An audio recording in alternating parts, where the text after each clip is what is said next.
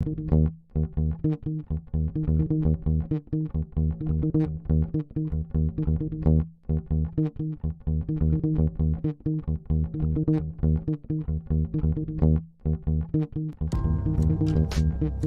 October 2019, Arlington, Texas was chosen to be the home of a new national museum, unlike any other. The National Medal of Honor Museum will be a unique home of military history. The 100,000 square foot museum will house exhibits, archives, and artifacts relating to the 3,500 U.S. troops who have been awarded the medal, the nation's highest honor for valor in combat. The museum will have 31,000 square feet of galleries dedicated to U.S. troops who have received the award. The museum CEO, former Navy SEAL and NASA astronaut Chris Cassidy, said the museum will focus on education as much as preservation. The building will have 5 areas dedicated to Medal of Honor winners from the Army, Marine Corps, Navy, Air Force, and Coast Guard. The main gallery will be located in a central plaza under a 25,000 square foot slab of steel, which will appear to be suspended in midair. It will be supported by 5 pillars. Black Rifle Coffee is a corporate sponsor of the museum, as are the Dallas Cowboys. The museum's board also includes over a dozen major corporations and 6 Medal of Honor recipients, including David Bellavia, Patrick Brady, and Britt Slabinski. Army Staff Sergeant Bellavia was awarded the medal for clearing an entire house by himself on November 10, 2004, as a squad leader in support of Operation Phantom Fury in Fallujah, Iraq. He killed 4 enemy fighters and wounded a 5th in close quarters battle. Army Major General Brady flew and coordinated the evacuation of 51 seriously wounded men during a firefight in Vietnam in January 1968. Slabinski, a Navy SEAL chief and team leader, led a rescue team of SEALs during Operation Anaconda in Afghanistan in March 2002. Slabinski and his team flew to a mountaintop ambush site to rescue Petty Officer First Class Neil Roberts, who had fallen from the back of a helicopter. Slabinski led the team through almost constant combat against an entrenched Taliban force. Along with the board members, former presidents Jimmy Carter, Bill Clinton, George W. Bush, and Barack Obama serve as honorary directors. The museum is expected to open to the public in late 2024.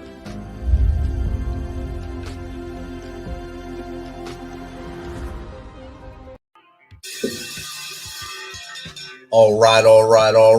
Welcome back. MisFitNation. We are a show founded by a veteran and hosted by 2 veterans and a military spouse. Our mission is to get people to tell their story to the world.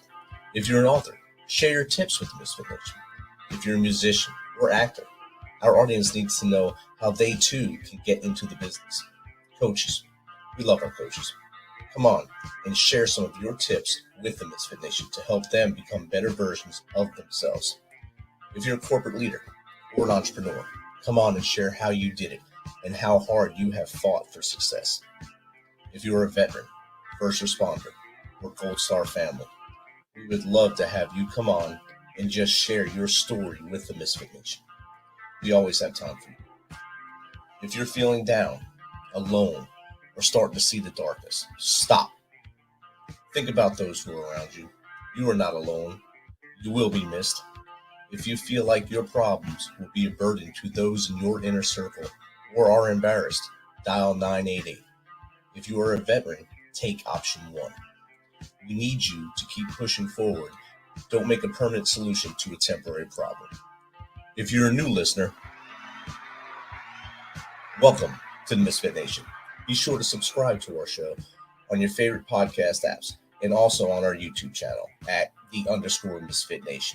Subscribe and click the bell to keep you up to date with our latest episodes and all of our news. You can also find us on Heroes Media Group and About Face Radio. Now, let's get to the show.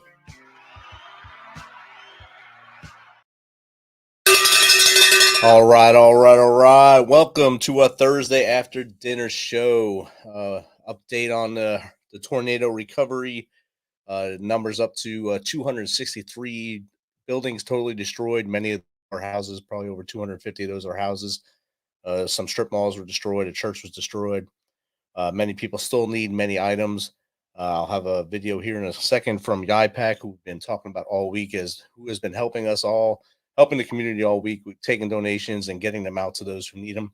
So if you're at home and you want to donate to them, their website will be going across the bottom, and they'll be talking about now. Faith will talk about what's going on. Sherry, I mean, we'll talk about what's going on and what you can do to help. So listen to the YAPAC right now. What's up, everybody? We are here at YAPAC Outreach in Clarksville, Tennessee. This is the warehouse where all of the magic happens. We started about 6 years ago with a couple of totes and a van, and it has turned into this amazing thing. We currently help with supporting veterans, foster children, homeless, and of course disaster relief, which is what we're doing right now. So this warehouse has been turned into a distribution center. The first couple days, we were taking all types of donations in through the front door. The outpour of support from our community, from our neighbors, from people all over, businesses and individuals have been donating supplies through the front door. And so it has just been, it's been really cool to see everybody come together. And so we've got the walls stacked high with lots of supplies. And over the last couple days, we have turned it in from receiving donations to giving donations and supporting some of these families that have been impacted by the tornadoes. So we've currently helped in the last 2 days, a couple hundred families come and get cleaning supplies. They've gotten baby supplies. They've gotten boxes of food, all types of things, tarps and shovels and cleanup materials. Our community has been absolutely amazing helping with this cleanup and relief effort. And so we really, really appreciate you guys for watching and for being a part of this. We still have a lot of work to do. There's a lot of cleanup to do. There's a lot of families that need helping. And we are just honored to be able to have this nice space to be able to make this happen. So we love to partner with you in reaching out to these families and helping these families and get them what they need. If you guys want to follow us on Facebook, YAPAC Outreach, we will be updating with lists of things that we currently need with volunteering hours and all of the information that we're trying to get out to the community. So thank you guys so much. We really look forward to just partnering with you guys, partnering with the community, and continuing to help with this cleanup effort. All right. Thank you. And as she said, follow them on Facebook, go to their website. They do have an Amazon site with their wish list of everything they need. A lot of baby items, of course, needed right now, as many families lost everything. So I know I've made my guest wait a long time. She's in the green room back there. She's waiting. She's a dedicated pre-med student, aspiring to become a neurologist and a seasoned military veteran who's conquered life's battles. Beyond academia and military service, she is a mindset coach on a mission. Her personal triumphs over adversity fuel a passion for helping others shift their thinking, discover purpose, and build resilient mindsets. So check out her bite-sized insights tonight, as she's offering practical guidance for navigating life's challenges and unlocking your potential. So without further ado, let's welcome U.S. Navy veteran and mindset mentor, Erika Grace, to the show. Welcome, Erika. Thank you. I appreciate it. I'm sorry about the long delay there, but we had to get that stuff out to try to help people in need in our community here. Not at all. I love it. I actually took down notes. I have a Navy friend who lives in Clarksville, so I don't know if she's aware of the YAPAC. I think it's the YAPAC. YAPAC. I wrote that down to reach out and let her know to see. She loves volunteering with stuff, so you never know. Maybe a few more hands on deck couldn't help out. So she might already be helping them. So right, you never know. So Eric, I gave you about a 2-sentence tidbit on you there. If you don't mind, tell us a little more about you from as far back as you want to go. What led you to the Navy and what we're doing now? Sure, absolutely. So as far as I want to go, so I'm originally from Boston, Massachusetts, which is where I returned to when I left the military. I think a lot of us veterans do that. Military members, we return back where we started. And I joined the Navy for some obvious reasons. I wanted to travel the world, but more importantly for me, I really wanted to serve my country. My older brother was a Marine Corps. He was active duty in the Marine Corps. He's now a Marine Corps veteran. My grandfathers on both sides were Army veterans, and my dad, a bunch of his brothers were Navy and Army and Marine Corps veterans. So just a lot of military service, and I saw the pride in serving and protecting our country. And obviously, being a female, didn't really have any other females in the military before me that served. So I just always looked up to the guys. I was like, that seems like such an amazing thing to be able to do. So that's what led me to serving in the Navy. And of course, I remember 9/11. I'm sure a lot of people do that. I was old enough to remember watching it live on the TV and just wanting to stand up and do something about it, and just kind of not allow that to happen on, to my home country.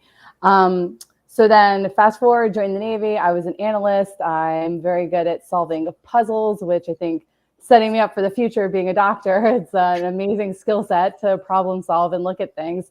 So I did almost just under 8 years. I did get the opportunity to travel the world, which not everybody does. So I've been all over Europe, Africa. I've been to the Middle East, traveled all around the United States.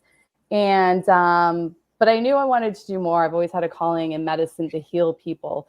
So I decided I was going to transition out. And I learned along my journey that your mindset and how we approach everything really, really makes a difference. And while serving, I realized how much we all lean on each other. We focus on the mission. We focus on the things that really gets us through. But even though I had a plan like so many people when I got out to where I wanted to go, a lot of things were missing. A lot of the support networks were missing. A lot of continuing with that mindset of saying, you can do this and having a set purpose were missing. So I kind of fumbled when I got out, like a lot of people do.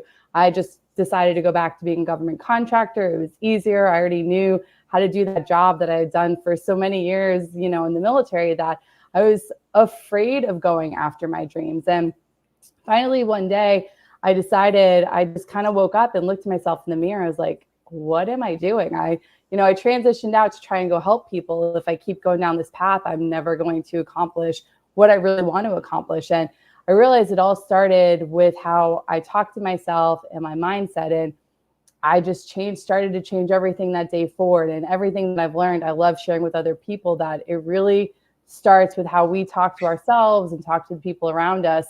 And that you can do anything. I mean, some of the things we did in the military, people think would be crazy. One of the great examples, my grandfather was actually storming beaches in Normandy on D-Day, and I've been blessed to have been there. And if anyone's ever been there, military or not, and you see those beaches, it's like, how in God's green earth did we do that? And it just shows how with your mindset, if you're determined to do something, you can overcome anything. Yes. Mindset plus motivation for D-Day. Motivation to make it to the end of the beach was a big thing, fueling a lot of that generation. And yeah, that generation paved the way for basically our generation of service, and to show their mindset to go through it. You were able to see 9/11 happen. I'm sure you were pretty young when it happened. Maybe you were in school watching it.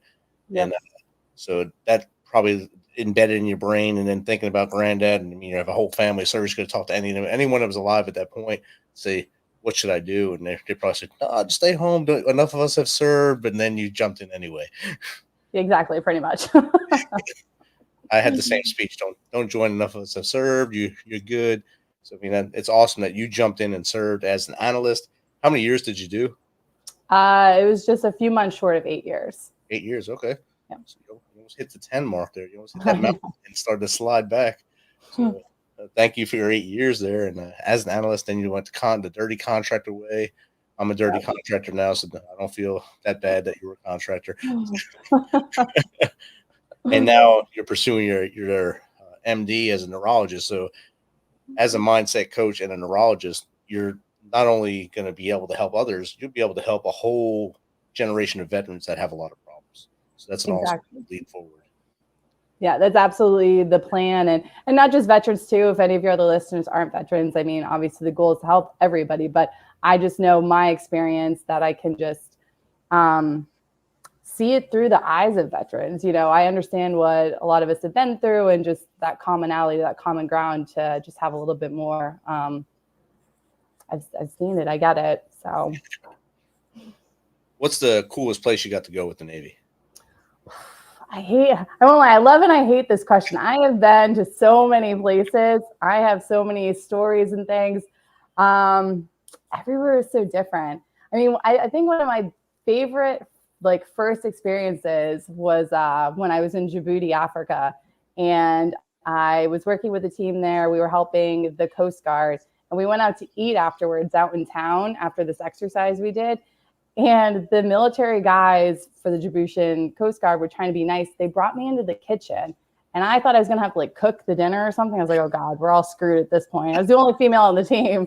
And really they were just trying to be nice and like check if the kitchen situation was like meeting our standards for like us to eat. And I was like, oh yeah, looks good to me. Like they had this fire like bowl thing that they were cooking inside of. I don't even know. It was something like from Pompeii. I was like, I don't know what this is. I was like, looks good to me. Like, that'd be great.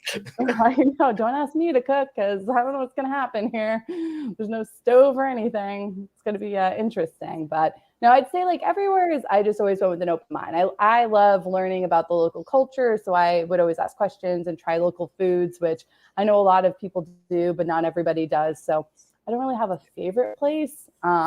Just everywhere's different. So. Good safe answer right there. You don't want to insult anyone you were with when you went to this, or anyone you met. Not a lot of people. I know. It's dangerous. She didn't like us. Oh no, what are we gonna do? So when you pivoted out of contracting, what school are you in now? Northeastern University in Boston. Okay. And how close are you to your doctor?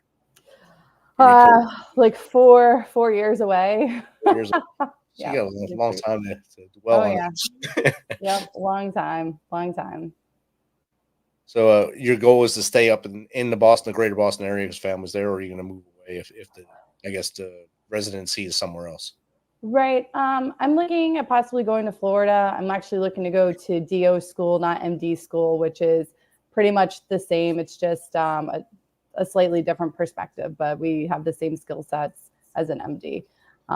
So keeping options open. I mean, Boston's amazing. We have 4 medical schools here. Residency, I would love to come back to because Tufts is the #1 neurology residency program like in the world. So I would love to come back and earn a seat at that university.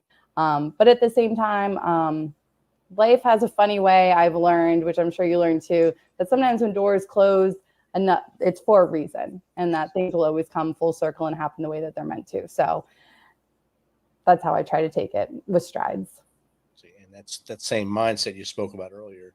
Just keep pushing forward that mindset, and not say, "Hey, I can't go here. That's it. I'm done. I don't want to go anywhere else. I just want to stay home and watch the Red Sox play and go to medical school." So you can go anywhere and watch the Red Sox play now. The world is very tiny now because of the internet. So you can watch them win or lose. I have a guy in my office who screams about them all the time. He's from Worcester. Yeah, that place. He's from there, and he screams about the Red Sox all the time. So we hear it every time something bad or good happens. Exactly. Some people are into it a lot. I'm not like that, but a lot of my family is. He even put Red Sox floor mats into our government truck. I love it. It's disheartening as a Mets fan to go in there and see that. Oh man, too funny. So you spoke about the power of positive thinking. Can you share specific strategies or mindset shifts that helped you during challenging periods, both personally and of course academically? Sure. So like I said, I mean, the starting point is you can only focus on what you can control, right? So like, for example, with applying to medical school, like I can only control how I put together my application, how my grades are, all of these little things that add up to it. I can only control that. I can't control the receiving end of how someone's going to perceive it. I can try very hard to put my best foot forward to make it seem like I am the best candidate, but there's a certain point things are out of your control. And you can't let those things out of your control, whatever they are in life, just completely destroy you, derail your entire day, derail your entire life. And like you said, just give up because it didn't happen this time. I'm in a lot of different groups with other pre-med students who are non-traditional. And some of these people, you know, they're like, for example, one lady finally got in. She's 50 years old and she's been trying for the last 3 years to get in. And finally she got accepted. She had every reason to get, I mean, she has a family already, you know, she could have just given up and finished out her career and retired, but she really wanted to be a doctor. So she wasn't going to give up on it. And it's that kind of mindset that you have to dig deep and determine what is really your purpose and your why and what do you want out of life. Because if there's something you really want out of life, then you have your whole life to go after it and get it. There's no, forget what society says that, by 20 or by 30 or whatever, you have to like be locked into your forever job and just sit there until you're 60 and then retire. And, that's it. That's the end of your life. If it's something you want to do and change, just continuously going after, reminding yourself that you're worthy of it. You can do it. And for me, I do things, I journal every morning, and I tell myself every morning, and I remind myself that I'm grateful for what I have now. I'm grateful for whatever is going to happen, and that things are going to work out the way they're meant to be. And I know a lot of people, that's very hard to listen to sometimes. I know, especially me being an analyst when I was younger, I really wanted things to work out exactly how I planned them, especially when it came to like ops and missions and the military side of the house. I really wanted things to go to a T, but that's not how life happens. It's never how it happens. And giving yourself a little bit of grace and accepting like, well, it didn't go the way I wanted, but did I get to the end objective that I wanted the outcome to be? That's really the important measurement of how life is and how it is going after your goals. So a lot of those things, and if I could add in with that, it's also, I found, how you talk to yourself that really makes a difference. When I transitioned out, I didn't realize a lot of people started telling me I couldn't become a doctor. I was too old. I should stay in because I had already had so much time in the military. I was such a good analyst. Like I should just hang around and keep doing it because I was really good at it, which I was. I mean, I was Sailor of the Year several times, and I was very good for what I did, but those seeds I let take root, and I started to question, should I become a doctor and change my life? And even now I still have people telling me, they're like, you're going to be so old by the time you get there. And I'm like, but will I be? Like even let's say I'm like this lady I already mentioned. What if I was 50 and I started, right? By the time I get done with med school residency, I'm in my mid 50s. I mean, the oldest practicing neurologist right now is 98 years old. I mean, that's like a 48-year career right there. I mean, like time. Yeah, I know. And he started when he was like in his 20s. So he's been practicing for, yeah, right. I mean, it's insane. So I think it's all just about our perspective. It's just taking a perspective of, for me, I look at it, you can live your life and just get really grounded with what you want to do. And just keep telling yourself you can do it and just go after it. Who cares what anybody else says? Their opinion doesn't matter. Exactly. I was finishing up my master's for disaster and emergency management after I retired. I kept going to school, of course. And my last professor told me this is probably the last stop for you because you shouldn't go further. You're not an academic. So I just took that as a challenge. Of course. So I'm gonna apply for my doctorate, and I got accepted. And now I'm about to start defending my proposal within the next few weeks. So I just took that punch in the gut and said, thank you. I'll go with this challenge accepted, like Barney said on How I Met Your Mother. So I go with it. Barney Stinson. He's my I guess go-to for good sayings, I guess. Good and bad. So. I took that challenge, accepted it, and I'm on that same glide path. Sometime I'll finish it, and my wife will be happy. Exactly. Yeah. But even then, if I could challenge, right? And like I said, and even then, it's what does it really matter whether you got your doctorate at 25 or 65? You still have it. You still earned it. Right. It doesn't. Age is just a number. You're still doing the same work, and like you said earlier about non-traditional. When I came out in the military, I was over 40, and I'm in class in Georgetown with students that were 23, just going right from bachelor's right into master's, right into doctorate, and they're talking about stuff. I have real world applications. That's all I can give you right now, and I'm working with that. That's how I work, and that's why they thought I was an academic, I guess, because I don't speak in their terms. So. You speak in real world examples, not hypotheticals. Yes. Exactly. It gets me a lot of trouble when I write. It'll work out in the end, I hope. It will. I believe it will. So as you get closer towards your I guess your jacket time in 4 years, are you going to have your neurology, and then are you going to do a mindset coaching on the side, or try to combine them both together? To be honest, I haven't thought about. I don't want to give up the mindset coaching. I think it is super valuable, and it's just a completely different piece of the puzzle.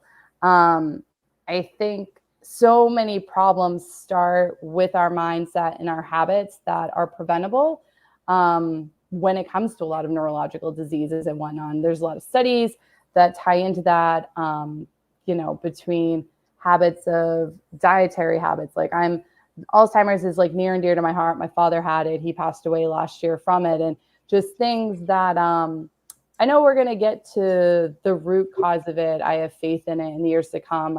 I was at a neurology conference earlier this year, networking, and saw a lot of the studies on it. But it all starts with just our habits and our mindset and how we approach our own lives. And I hate to say take it seriously sometimes, but truly taking it seriously of like, look, if you don't stop doing X, Y, and Z, then this is going to happen most likely in the future. I don't have an answer for how they're going to blend together, but I would love to keep them, the coaching and of course the neurology, together. I also have a lot of mentors that are doctors right now that kind of do the same thing. It's just different flavors in different specialties. So there's a way to do it. The ultimate goal is to help people in the most efficient way possible. And I feel like what I've learned and what I've overcome with my own mindset, it would be almost selfish of me to not share it with other people and just motivate people and encourage them and tell them what worked for me, it can work for you, to keep pushing forward instead of waiting until I'm a doctor and then being like, I can tell you how the brain waves work and this is why your habits are this way. It's, putting off something when I could be making a difference now. Exactly. And you have shown it through your service, through your time before that, and of course losing your dad last year, we're sorry for that you were able to bounce back and do things that other people might not be able to do unless they get a coach like yourself or someone else with a different mindset that shows them that you don't have to stay down. Right. You're not judged by how many times you fall. You're judged by how many times you get up. And exactly. If you keep getting up and proving the world wrong, that's what it's all about. It's not about staying down or look at the woe is me, say woe is me and move forward and you get over it and it's hard, it's easy to say get over it, but go through it, fight through it and get to the other side. Exactly. And with that, nobody on this earth has not fallen down. Any successful person or anyone that's gone anywhere, no one has not fallen down. Everyone has fallen down, but they've gotten back up. Like you said, it's not, oh no, I tripped and I fell and I'm just going to stay here for the rest of my life and give up. It's brush it off. You can do it. Keep moving forward. That's how you learn. Okay, you learn there's a pothole there. Let's not step in it next time. Let's walk around it. Okay, it's a learning curve. I try to tell people, I said, every day you're going to have victories. And we say it on the show all the time, stack those victories every day. Because every day you're going to fail. You're going to fail at something every day. And you may not understand why it happened, but every day something bad's going to happen or something's not going to go the way you planned. Brush it off and try to take notes on what happened to cause it so you don't do it tomorrow and just stack the other victories. So if you have 20 victories and that one failure, you won today. If everything that you think is a failure, we got to switch your mindset and get you going forward. Yes, I do love that. I do that, like I said, in the morning when I journal. I stack my wins. I normally get my workout in. I have a few other things with my dogs, certain health goals that I try to get in, eating right. But in the evening, I do just what you said. I'll journal again and I'll write down, what did I miss today? What did I plan on doing or I told myself I was going to do that I did not do today so I can learn for tomorrow? And it's not to beat yourself up. It's just to learn to be like, okay, I was supposed to do this today. I said I was going to do this and I didn't.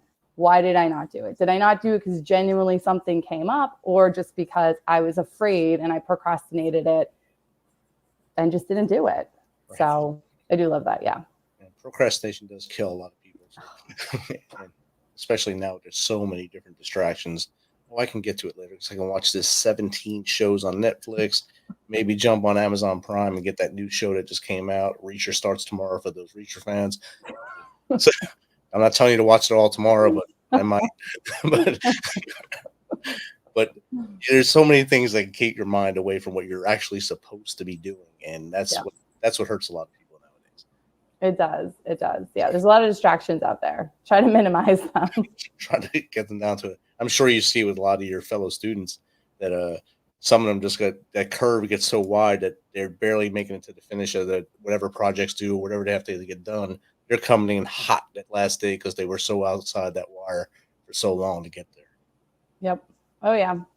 Or even just sometimes in class, people like scrolling social media and stuff, and I'm like, how? Okay. I know. I'm like, okay. There's the why in there. So yep. So if you could give the audience 3 tips to maybe get them to that positive side of the mindset and push them forward to maybe understanding that they do great things every day, what would that be? Sure. So, well, like we just talked about, then I'll piggyback on that. Try to cut down on your screen time and what you're watching. There's so many things that are out there that are just subtly polluting your mind and giving you bad ideas and just encouraging you to not do what you need to do. To be aware of that. Again, maybe don't go cold turkey. Maybe you can't go cold turkey, depending how much you watch social media and whatnot. But just being aware of what you're actually listening to and putting in your mind. A second one, if you have a really steep mindset curve that you need to overcome, that you realize you are always talking negative of yourself, you're always looking to the worst of situations.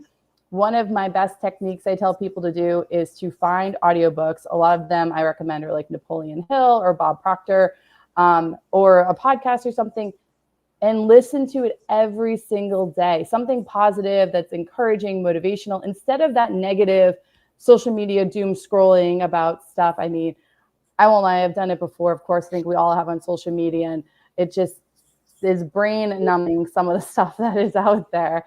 And it just replace it with something that's going to start to benefit you, because the power of the mind, going a little bit more on the neurology side with the mindset, is your subconscious mind is so powerful. What you start to tell it and internalize really will start to show in your conscious mind, in your actions, and how you talk to yourself. That's why people don't realize when you're listening to all of these things that you slowly start to change the language around yourself. You start to make jokes that you're not smart, you're not this, you're not that. And that's really demoralizing to yourself. And then that's what's going to make you start to procrastinate, because you no longer have faith in yourself that you can do what you think you want, whatever it is you want to do. So watch your screen time, start to listen to podcasts and things. And then it seems like the simplest, but makes a difference, is start journaling and just getting your thoughts out. Get your feelings on paper. You don't have to share with anybody. You don't have to show anybody. You can burn it if you want afterwards, if it makes you that uncomfortable to have it. But at least write down how you're feeling, where you want to go, what are your dreams, ambitions, and what is going on in your life right now. And for some people out there who've never done this, it may be very challenging at first, but I encourage you to force yourself. And even if you just start writing mumbo jumbo on paper to like get your brain flowing and things moving and getting those thoughts going again, it will take a little bit of time, but it will start to make a difference to be like, I can do this. Like, why am I not doing this? And you'll start to encourage yourself and maybe be a little more daring and step up and volunteer for something that maybe you haven't done in years, because you started to put up walls of being afraid of getting out and showing who you really are. And you're like, well, I'm not worthy of that anymore. Of course you're still worthy of it. You just need to believe you're worthy of it and go after it. And these small little things will start to help and build a little bit more confidence and just shift your mindset. Awesome. Those are great tips right there. And on the journaling, every deployment I was on every day, I wrote down everything. I wrote down all my thoughts for the day every day, and we'll try to annotate everything we did. So in case something did happen, it would be there for others. And also for me to remember when I get old and crusty and I don't remember what's going on. Oh, turn to page 36. There it is. Just day 18 would happen. Or awesome. But it works. It helps. I tell people to do that all the time. I got a Remarkable now, so it's all digital. I can write on there and understand myself and send it up. I do too. I have a Remarkable. I got it earlier this year. It's the best thing ever. I think it's the best stuff. It's awesome. So I'm not a paid sponsor. So I know either. I'd love to be Remarkable if you're out there. But Erika, where can people get in contact with you if they want to use you as a mindset coach or just to chat with you? Sure. Either one, mindset coach or just to chat. I love answering questions in my DM. I really, like I said, I truly want to help people. So don't feel any question is too silly or too small, or even to say hi. Like, I really don't mind. But the best place I'm on the most frequently is my Instagram. So that's _Erika Grace, and Erika's ErikaGrace, Grace. Awesome. And that is going across the bottom of the screen for those of you watching this on video right now. And it will be in the show notes when this comes out on podcast apps. Erika, thank you for your service to our country and everything you're doing. And please stay in touch so we know your next big journey coming forward. Sounds great. Thank you so much for having me. No problem. Have a great night. You too.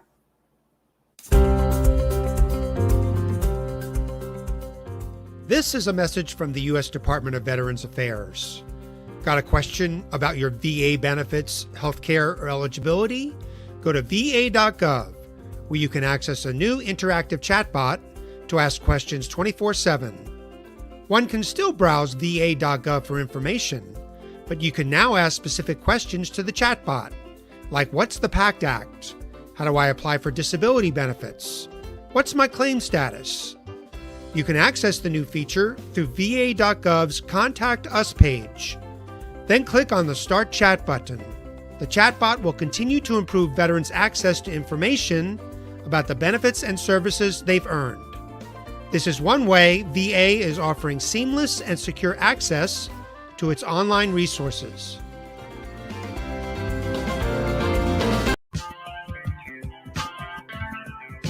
Thanks for checking us out and being a part of the Misfit Nation.